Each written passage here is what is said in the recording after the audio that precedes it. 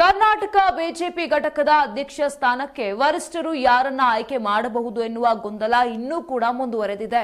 ಹೀಗಾಗಿ ಬೇರೆ ಹಲವು ರಾಜ್ಯಗಳಲ್ಲಿ ಅಧ್ಯಕ್ಷರ ಘೋಷಣೆಯಾಗಿದ್ದರೂ ಕೂಡ ಕರ್ನಾಟಕ, ಉತ್ತರ ಪ್ರದೇಶ, ಗುಜರಾತ್ ಮುಂತಾದ ರಾಜ್ಯಗಳಲ್ಲಿ ಇನ್ನೂ ಕೂಡ ಹೆಸರು ಘೋಷಣೆಯಾಗದೇ ಇರೋದು ವಿಳಂಬವಾಗಿತ್ತು. ಈ ನಡುವೆ ಕೇಂದ್ರ ಸಚಿವ ಪ್ರಹ್ಲಾದ್ ಜೋಶಿ ಹೊಸ ಅಪ್ಡೇಟ್ ಕೊಟ್ಟಿದ್ದು, ವಿ ಸೋಮಣ್ಣ ಏನು ಹೇಳಿದ್ದಾರೆ ಎನ್ನುವುದು ನನಗೆ ಗೊತ್ತಿಲ್ಲ. ನಮ್ಮ ರಾಷ್ಟ್ರೀಯ ನಾಯಕರು ಅದರ ಬಗ್ಗೆ ವಿಚಾರವನ್ನ ಮಾಡುತ್ತಾರೆ.